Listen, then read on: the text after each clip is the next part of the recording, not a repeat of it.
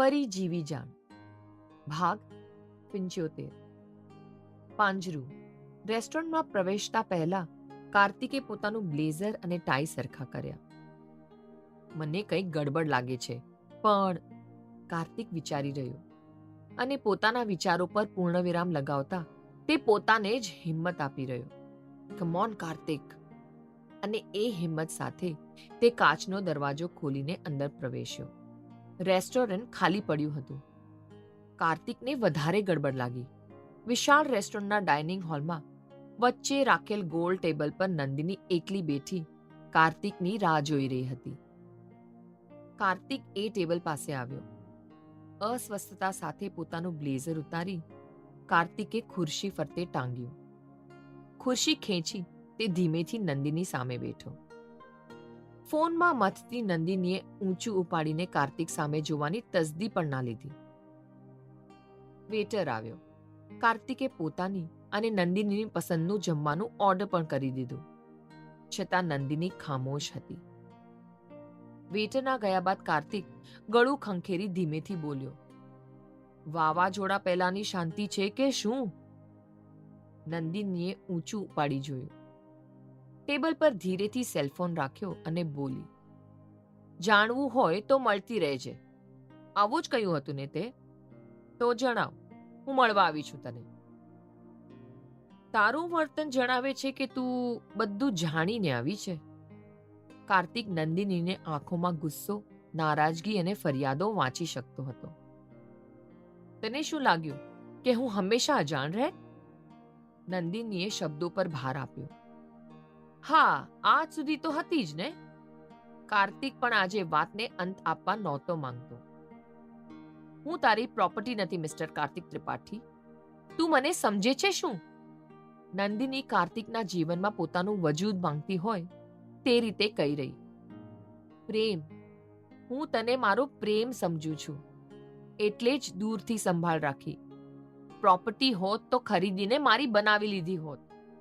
કાર્તિકે કહ્યું કે નંદિનીથી ઊંચા અવાજે બોલાઈ ગયું, કાર્તિક! સાચું જ કહ્યું મેં.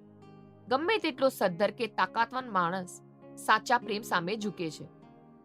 સાચો પ્રેમ મર્યાદામાં જીવતા શીખવે છે, ને મેં મારી મર્યાદા નથી ઓળંગી.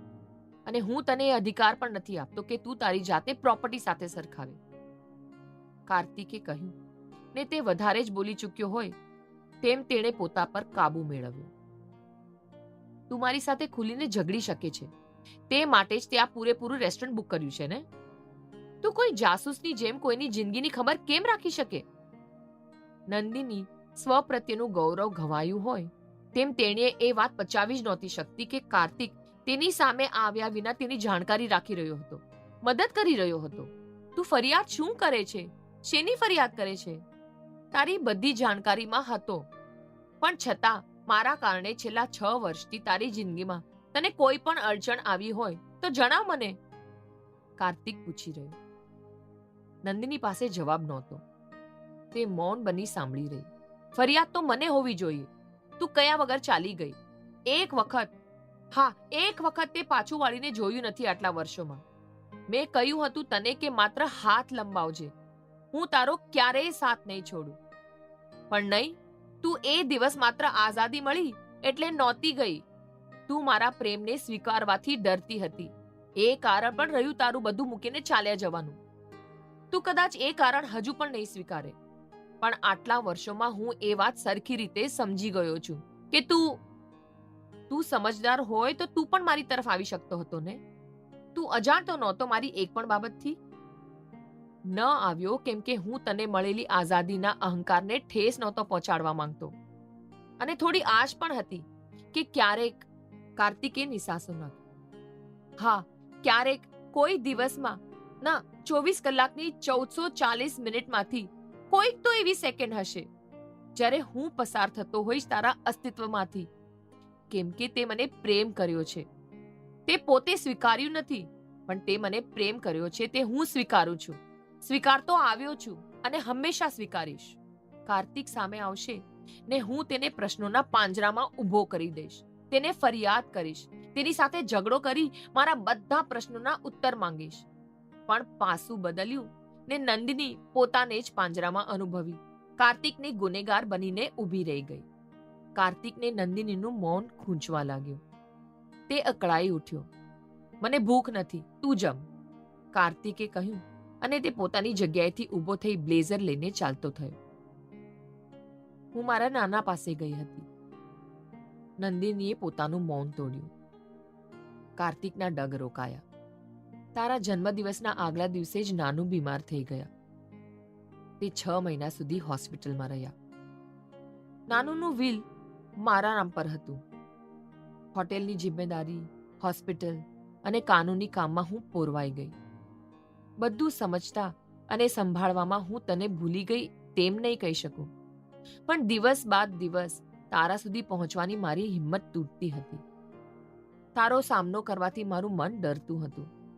મને એ પણ ડર હતો કે તું મને ભૂલીને આગળ વધી ગયો હોઈશ ને મારા પાછા ફરવાથી ક્યાંક તારી જિંદગીમાં ખલેલ પહોંચી તો. ન આવવાના અનેક કારણ હોઈ શકે તારી પાસે, પણ લાગે છે કે તારી પાસે આવવાનું એક કારણ પણ ન હતું. 1 વર્ષ બાદ જ્યારે તું પાછી ન આવી ત્યારે મેં તારી જાણકારી મેળવી. જો કે મેં સ્વીકારી લીધું હતું કે તું પાછી નહીં ફરે. તે ભૂતકાળમાં જેમ નહોતો સ્વીકાર્યો મારા પ્રત્યેનો પ્રેમ, તેમ ભવિષ્યમાં પણ તું ક્યારેય નહીં સ્વીકારે. તો સમય આવે જતી રહેજે.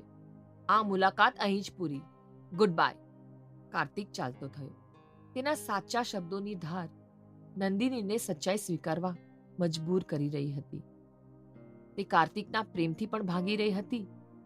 મનના ખૂણે છુપેલી આ વાત આજે નંદિનીને ના છૂટકે સ્વીકારવી જ રહી.